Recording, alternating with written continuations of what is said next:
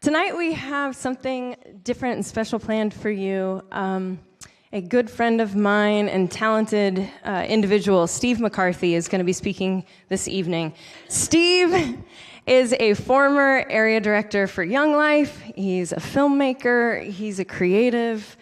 He's compassionate and kind-hearted, and he's a fantastic storyteller. And I do believe that he will share something different and insightful tonight in regards to Advent, in regards to Christmas, maybe something that some of us can take away from in a new way. So can we go ahead and give him a warm One Church welcome? Thank you. Hey, everybody. Like Angie said, my name is Steve. So if we haven't met yet, hello.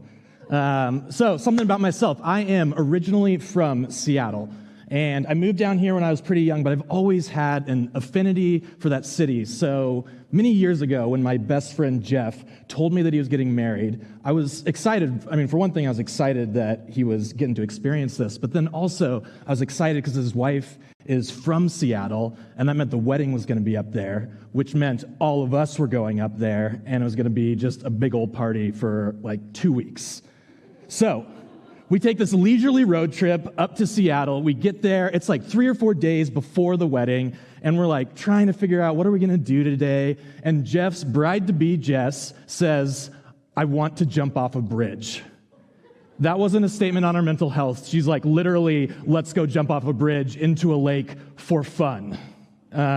So we show up at this segment of Lake Washington where they have this highway overpass that's built that isn't connected to any highways. It's, I don't know, I can't explain it. It's there, everyone knows it's there, but it's just this road from the ground up over part of the lake, and from there, you're able to jump off it into the lake. So I'm standing down there at the bottom, looking up at that thing, going, that doesn't look so bad.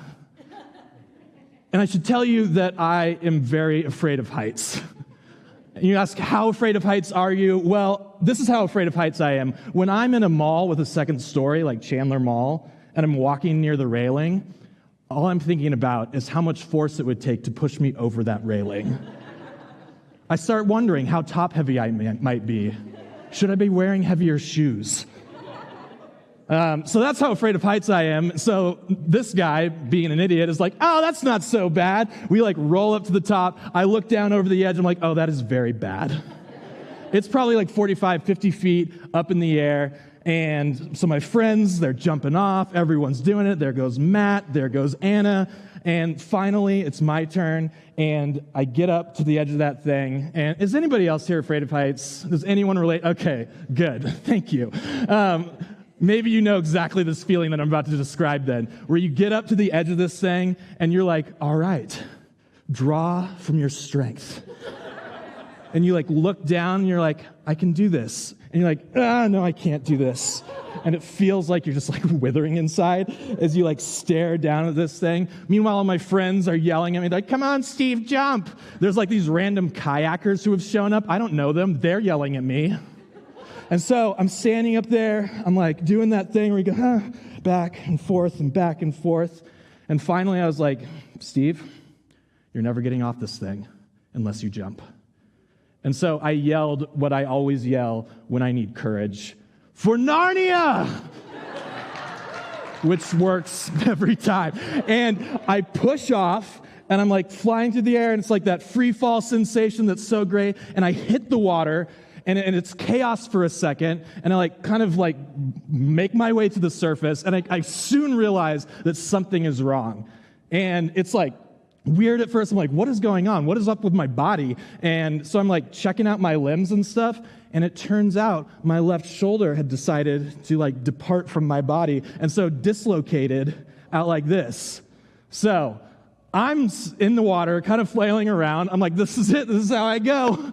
We had a good run, Steve. And my friend Chris is on shore. He sees me kind of flailing. He's like, oh, I'll save you. And he jumps in and swims over to me. And I'm like, great. This is the best moment of his life. I was grateful. I was also upset. And he pulls me to shore, and we're there on the shore. My arm is still sticking out of my socket. And my friend Corey, who is with us, is a nurse. So I'm like, Corey, you have to fix this. And she's like, Steve, if I do this wrong, we're going to sever all the nerves in your arm, and you won't be able to feel it again.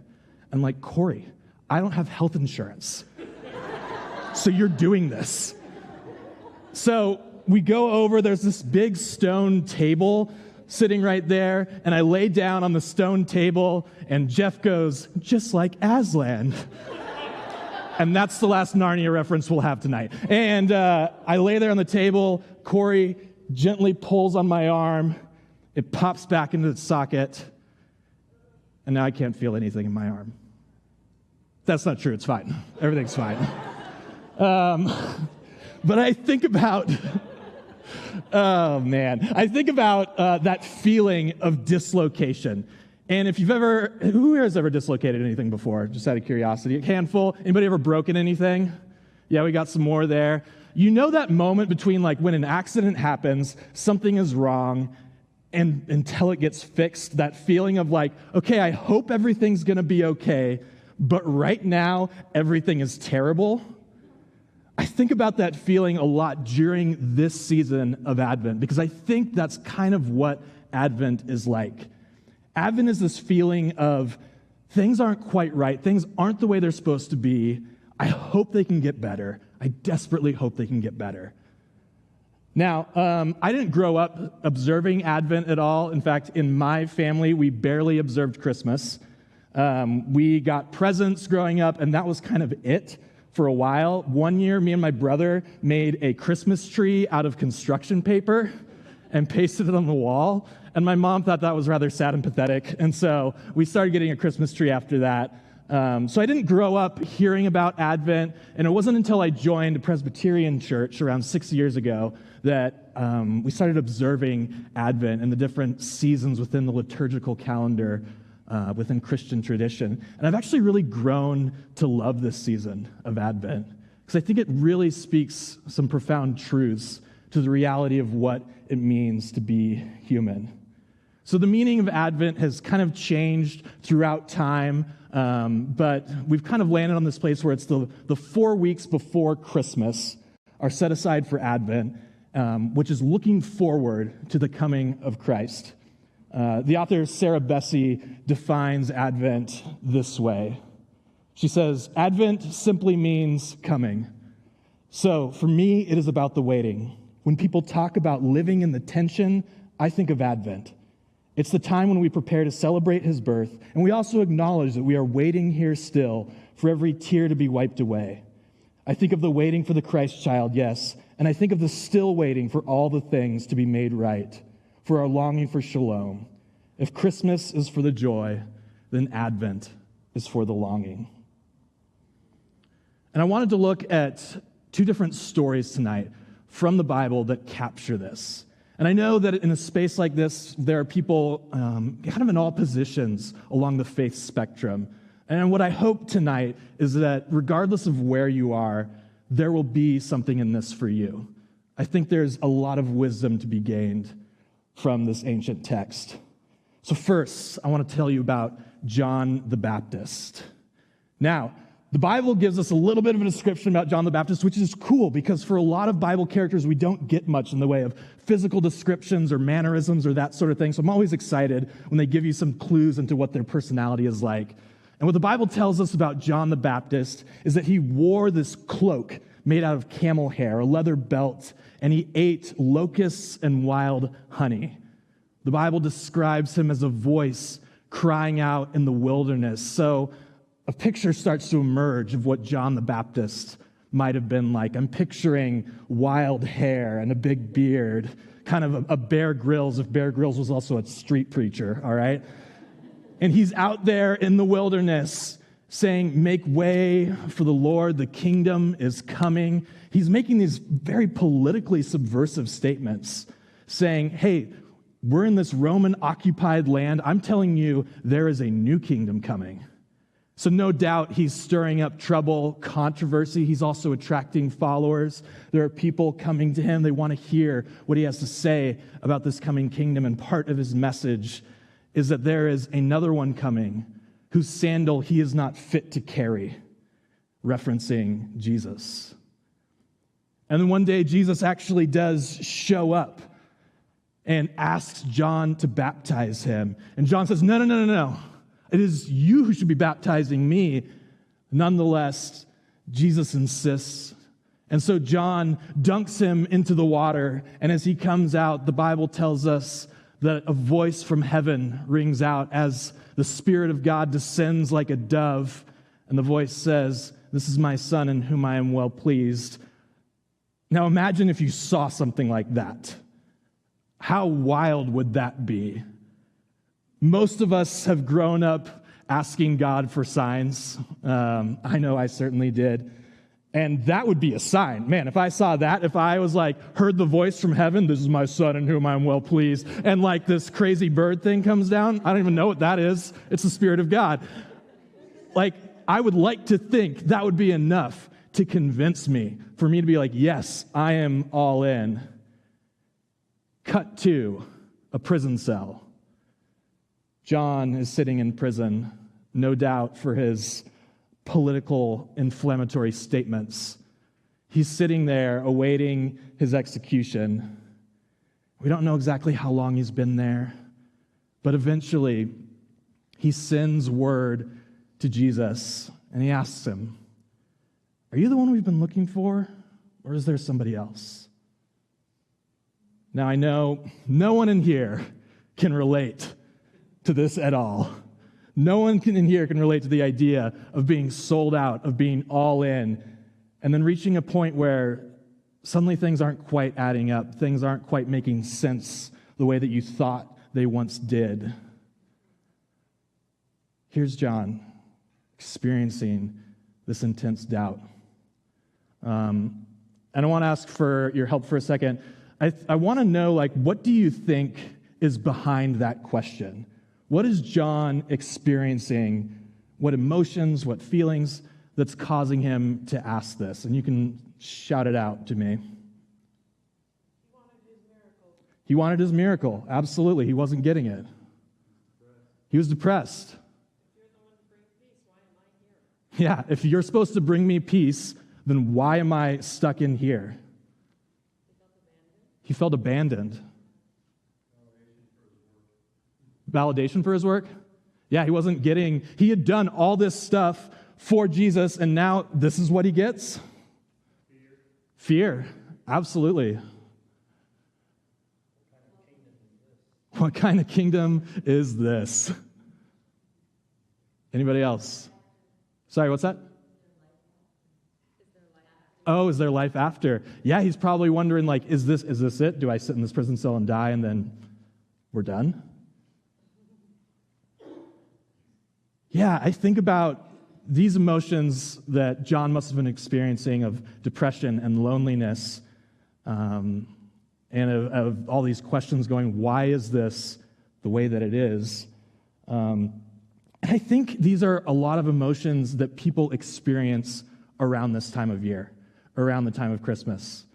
And don't get me wrong, I love the joy of the season. I love the cheesy songs and the trees and all the stuff. I love that I get to see my friends who come into town for the holidays. There's so much to be grateful for, but we also have to acknowledge that for many of us in this room, and certainly many people around this country, this is also a really difficult time of year.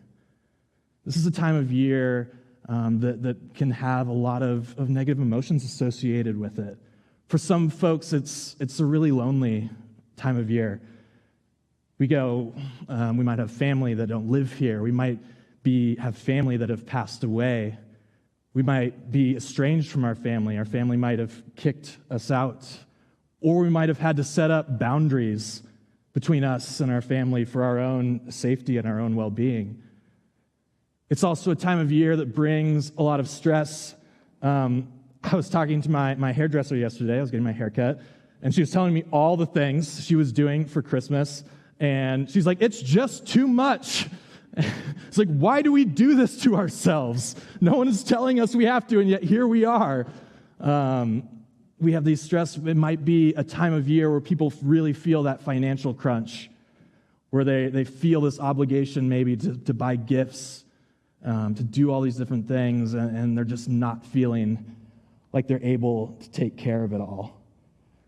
So Christmas can be a really painful time. It can be a painful time for people whose faith has shifted or evolved or maybe disappeared. You might have grown up believing that the manger signified this thing, and now all of a sudden you're going, wait, does this mean anything to me anymore? These are the kinds of questions and emotions that this season can stir up. And I love that the story of John the Baptist is in the Bible. I love that we get to see his doubt. And what's interesting about that story is Jesus responds. He goes, hey, tell him about all these miracles that you're seeing. And so presumably they go back and they tell John those things, but we never learn John's response. There isn't a happy ending. There isn't John going, well, now I believe again. It's silence, and then he's executed. And so often I think we can relate to these feelings during this season of loss, of separation. But what I love about Advent is it doesn't leave you there. It doesn't go, hey, this is it. Because Advent is, like I said in the beginning, it's about this tension between what is and what is to come. And so I want to tell you another story. This comes from the Gospel of Luke. An angel appears to a girl named Mary, tells her that she is going to bear a son, and this son will be named Jesus, and this Jesus will be the Savior of the world. And she has some questions. They have some back and forth. And no doubt, there's a lot on her mind when she's hearing this. She's an unwed teenager. Becoming pregnant is dangerous on its own, not to mention the fact that in this culture and in this society, an unwed teenage mother is going to be brought up on charges of adultery potentially, which could result in the death penalty. There's a lot going on for her. There's a lot riding on this decision. And one little detail of this story that I think sometimes gets skipped over is the fact that Mary says, let it happen as you say. Mary gives her consent for this to happen. This wasn't something that just happened to her, but rather she was a participant in this decision. She says, let it happen as you say. And so she takes on this burden, knowing full well the risks that come along with it. And so what she does is she goes over to her cousin Elizabeth's house, and they're rejoicing, they're celebrating together. And then Mary says, what is one of the most famous passages in Scripture? It's called the Magnificat, which comes from the Latin translation of these verses. It says this, Mary says, my soul magnifies the Lord, and my spirit rejoices in God my Savior, because he has regarded the lowliness of his handmaid. For behold, henceforth all generations shall call me blessed, because he who is mighty has done great things for me, and holy is his name. And his mercy is from generation to generation on those who fear him. You go to the next slide, please. He has shown might with his arm. He has scattered the proud in the conceit of their heart. He has put down the mighty from their thrones and has exalted the lowly. He has filled the hungry with good things, and the rich he has sent away empty. He has given help to Israel, his servant, mindful of his mercy, even as he spoke to our fathers, to Abraham, and to his posterity forever. Now, I don't know about you. For me, I kind of sometimes get lost in biblical text a little bit. The language and the way the sentences are structured together. Sometimes I think I miss stuff. We also have the disadvantage of being 2,000 years ahead in the future in a different culture, speaking a different language. But what she's saying here is incredibly subversive. It's very political. And it's easy to miss that. For me, as a white, middle-class American, I don't always have good eyes to see what someone like me would see in a text like this. So, a few things about this song, the Magnificat. This was the first Christmas carol that the church ever sang. It is the longest segment of words spoken by a woman in the entire Bible. This section of verses has also caused a great deal of controversy over the years. So I was reading about this the other day. There was a book called the Slave Bible. The Slave Bible was a copy of the Bible that slaveholders in America edited to try and keep their slaves in line when they read it, which meant that they were editing out all the passages that talked about liberation of any kind. Guess how much of the Bible they edited out? 90% of the Old Testament, 50% of the New Testament, which is wild. We miss the fact that so much of the Bible is speaking about oppression and speaking about liberation to those oppressed peoples. It is one of the driving themes of the Bible. We can't talk about Christianity without talking about liberation as well. This was one of those passages that was omitted from that Bible. In the last century, the Magnificat has been banned in 3 different countries at different times. In India, while the British were occupying it, in Guatemala, and in Argentina at different times, the people were using this text to rise up against the ruling class and say, no, we need justice. We're facing oppression. We need liberation. And so the government banned this section of the Bible. It's just wild to me that that would happen. We often think of Mary as this like meek and mild person, and I don't think she is at all. I think she has got spark. I think this song is closer to Rage Against the Machine than Silent Night. Like there is, man, she's awesome. And she knows who she is. She knows exactly what she's capable of. She embraces her calling wholeheartedly. I love that in that song. She's like, everyone's going to call me blessed. Like, you know, she's just, she knows who she is. And she's not afraid to say it. She's not afraid to own it. Richard Rohr says this about the Magnificat. He says, Mary is a woman who is profoundly self-possessed. She can hold her power comfortably because she knows it is from the beyond. She can also give it away. Power, dignity, and blessedness are hers to hold, offer back, and proudly acclaim in her great Magnificat.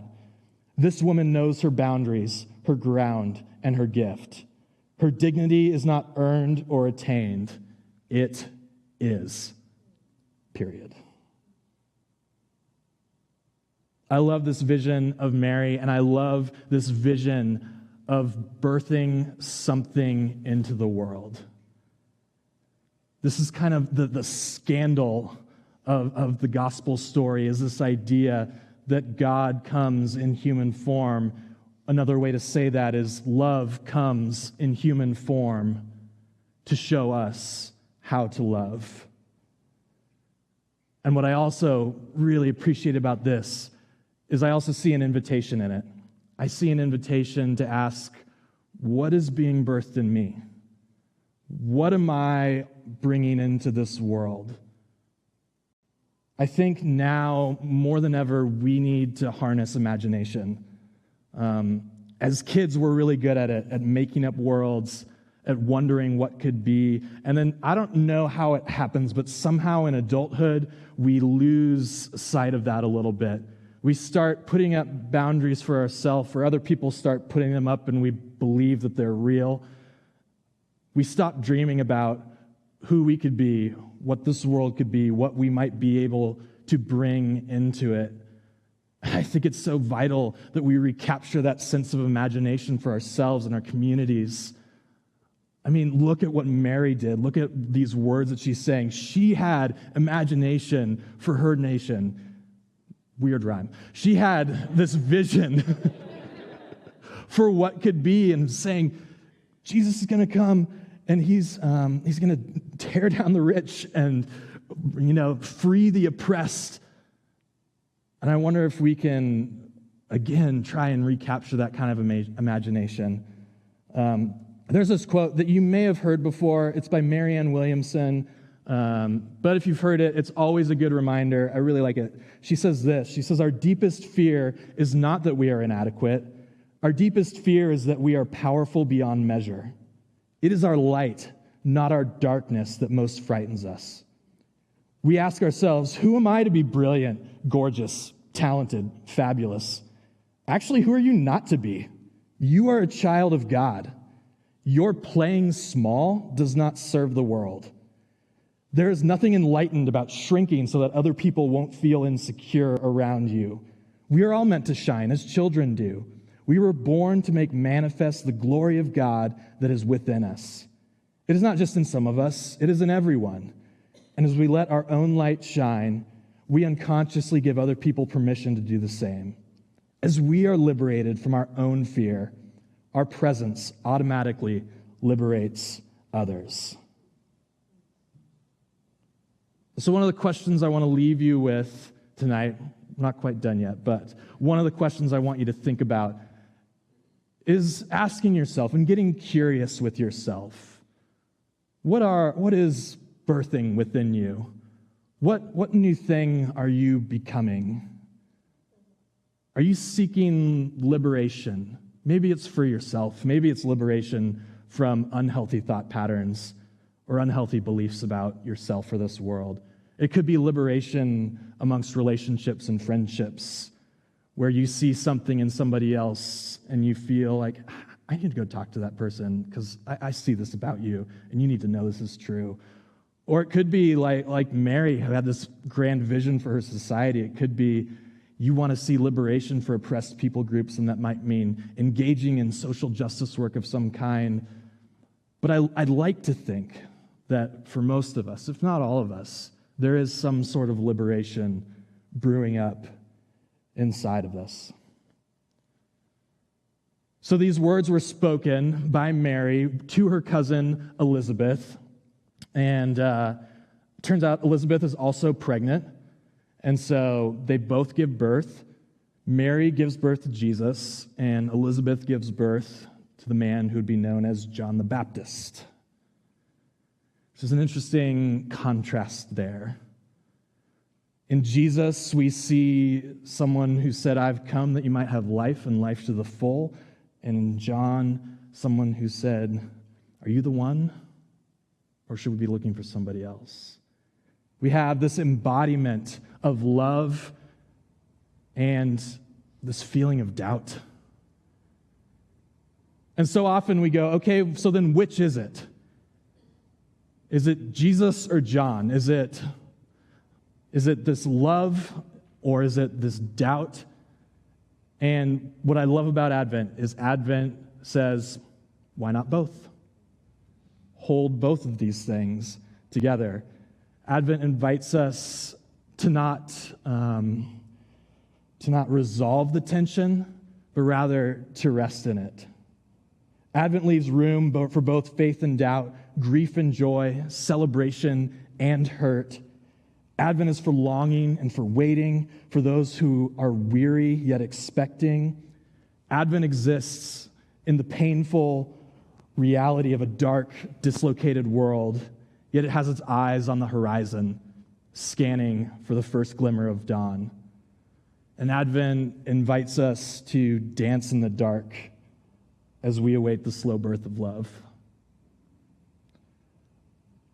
What I want to do now is just offer a few minutes for just some silent reflection. And what I hope you can do at this time, and if the band wants to come up now, they can do that. What I hope you can do at this time is just take a few moments to, one, consider this season and maybe the emotions you're experiencing around it. I think a lot of times we want to minimize any negative emotions we feel. We're like, Christmas is supposed to be joyful, so I'm going to be joyful. And we shouldn't do that. We need to be honest with ourselves. And so I would invite you just to do a little examination of yourself. Consider, what am I feeling? And not to necessarily even do anything with that, but just to own it and say, hey, this is happening inside of me. And the second question is what I asked earlier.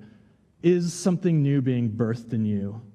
And if so, what is that? So we'll take a few moments of silence, and then we'll pray, and then we'll have our final song.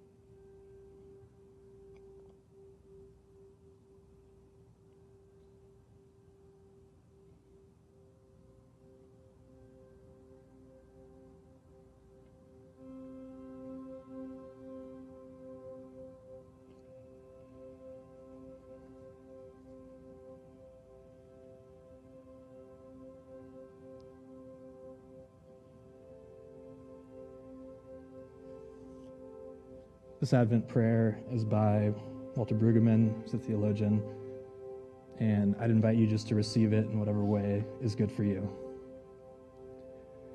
In our secret yearnings, we wait for your coming, and in our grinding despair, we doubt that you will. And in this privileged place, we are surrounded by witnesses who yearn more than do we, and by those who despair more deeply than do we. Give us the grace and the impatience to wait for your coming, to the bottom of our toes, to the edges of our fingertips. Come in your power and come in your weakness. In any case, make all things new. Amen.